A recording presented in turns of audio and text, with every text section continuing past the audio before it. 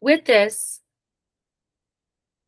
there's an intro point to the 10 Mahavidyas of Hindu cosmology that is going to be coming hand in hand with the practice of planetary tantra. So within the realms and the practice of planetary tantra, and remember, I did link a resource for you to read further, in the sense that there's ways that this has been articulated that I was able to learn from, and I like to share those resources in the sense that all of this isn't just coming through me. This is why you and I have the support in the field. Knowing, I just had a conversation with a sister about this yesterday. It's so important that we are tuned to our core self in this world, our self-identity, and the support that we have in the field, discerning the field, discerning the inorganic frequencies that are in the field with the organic frequencies, which is why, again, Sophia's story, the Earth's living myth, is our foundation, in the sense that, as I've shared, this is the only myth that can pertain to all species, all cultures, both genders, the microbes, all of it. Literally everything that exists is that is a real, alive, sentient, aware, that exists, is supported by this myth. And so there's no more struggle of feeling torn between these religions, these practices, in the sense that being a Gnostic and Gnosis is an alternative to all religions. And guess how much freedom and discernment and stability and grounding and centering, and how much freedom exists in our devotion to spirit and the diversity of spirit, how important this is. And Hindu cosmology really introduces these different faces of support, different textures and flavors and specifics of frequencies and goddesses that exists in the planetary field to support us. So the 10 great wisdom goddesses of Hinduism, who together represent the complete spectrum of divine feminine power, which is Shakti. So Shakti is this all-evading creative power that exists in the universe. And she bears different names. She bears different faces and flavors. So an important note is that Hinduism is cosmological, just as the Sophianic myth opens us up to. So as we'll explore deeper, again, this is an intro. I want to keep it honed in on the intro piece, but as this school continues to move forward and I'm deeper in the practice of it and the grounding of it, there's this unraveling and unfolding happening where these frequencies, these goddesses that exist in the field, are also very, very connected to the constellations in the sky. So you start to study the constellations and study the goddesses and get to know them and actually experience what it is to create offerings to them. And just like this, it's a limitless, it's endless and limitless. And you and I have our whole lifetime to, first of all, wow, I have my whole lifetime to get to know and to experiment with this. We're in a divine experiment. So like specific tones and tempos in the planetary field, they are like specific tones and tempos in the planetary field. So it's like you're walking, it's as though I'm on the beach, for example, and this is even just a scenario, this is real life experience. I'm on the beach and I can start to understand that I am not in this field alone. There is energies, there is frequencies that are existing in this field with me. As we've talked about with the stereographic projection, the frequencies of technology are essentially invasive energies in the field, but that doesn't make them evil. It just means that they are also very high frequency, just like these goddesses are. These goddesses are extremely high frequency, but they are also earthbound. And guess what? A specific religion likes to tell you about what it means to be earthbound. That humans fell into some hell realm. No, no, no, no. Earth is the highest frequency there freaking is. Okay. So they are alive, sentient, and aware, just like you and I. They just don't exist in form, right? So it's just like the aeons. Before Sophia even begins the practice of morphing herself, practicing the avataric descent and morphing herself into the earth, she is just a serpentine, not just, I mean, come on, but she is a luminous current, a luminous serpentine current of divine luminosity. So these frequencies exist in the plane, on the earthbound, in the atmosphere, in the biosphere that you and I are both existing in right now. You and I might not be existing in the field together in person, but you and I both have access to this planetary field of limitless attunement. Okay. And it's full of wisdom. Our reality is full of wisdom for us to receive. Just as we record with our bodies, as phones record for us, we are also receivers. We are transmitters. I am a receiver and I record, I receive, and I transmit this transmission. So the Mahavidyas are givers of supernatural powers, siddhis. And they were of the southern India, and they were translating as the system of auspicious wisdom, which can mean like lucky, blessed. And again, it's so important that there's this honor of their presence, this beautiful honor of the presence and the support in the field. And something that I am learning and experiencing is you could be experiencing a frequency and not know yet that it is one of the frequencies available to you. You see, a lot of new age spirituality has made it so it's all just you. It's your trauma you need to go into. It's your energy you need to go to. You need to process this. You need to process that. It's all you. It's all this. It's selves. It's selves. It's selves. It's selves. And it's not to say that that's, again, wrong. It is a truth at a necessary time.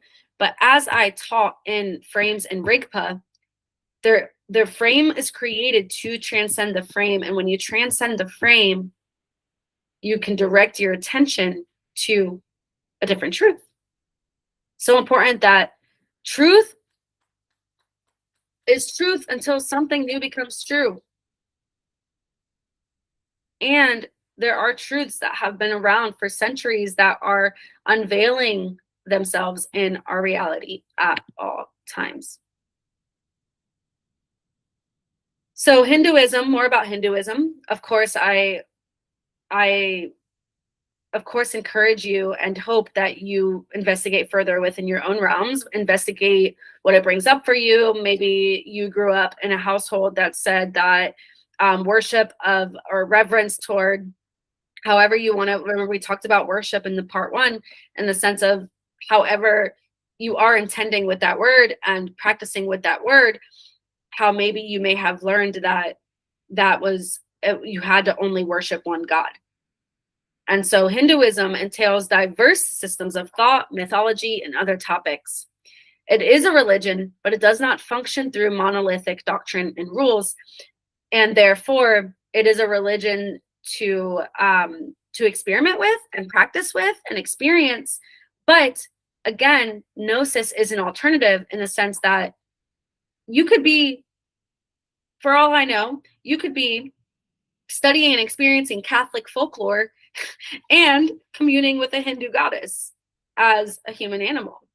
That's just the beautiful of the complexities and the simplicity that you get to live in when it's not about what's right versus wrong and knowing what is not right and right for you. Okay. So it is based through reverence, devotion, and genuine communion. That's all I can really offer here is this genuine communion. Another thing that I was saying to a sister yesterday is having questions is great, but questioning something that you want to challenge before you even truly experiment with it and experience it. For example, I would not share about Christianity in the ways that I do if I had not read the Bible for years and actually practiced it and leaned in and experienced it and then decided that it wasn't for me. I had to experience it to share about it. And so without the genuine curiosity and disposition to learn and be humbled and experience these shifts happen, genuine communion. Again, not because of what it brings me, but also knowing that, yes, there is going to be beauty that comes. One of the instructions of planetary tantra is you cannot become anything but more beautiful. So living as a human animal means honoring the ways many cultures live in the animal body and earth. Again, even if you're not leaning into the practice of it, just honoring different cultures is what it is to know that you and I are on a shared body, but we are in distinct individual bodies.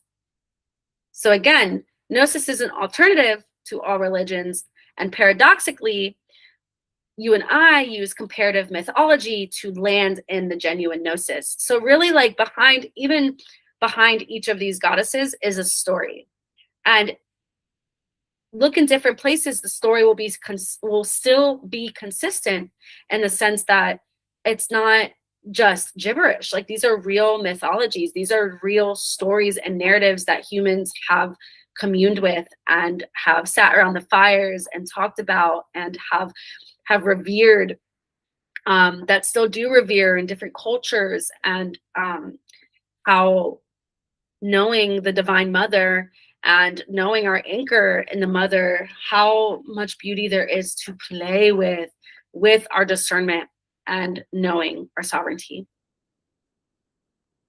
So I'm introducing Dumavadi today, just one of the goddesses that are in the field, in the sense of she is Our Lady of Grief and Smoke. She is also called the Smoky One. And in communion with the cervix, in experience and gnosis of knowing that communion with the cervix is communing with grief.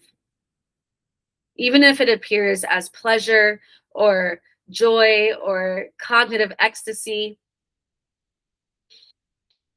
communing with Dumavadi, knowing that, like, okay, so again, these things can happen in distinct moments. Maybe first you're like, okay, I'm going to consistently commune with my cervix. Now I'm going to commune with the goddess. Now I'm going to either, in hindsight, see where they are coming into contact, or moving forward, just in knowing that Dumavadi is a frequency to commune with, and that we are not holding our grief alone.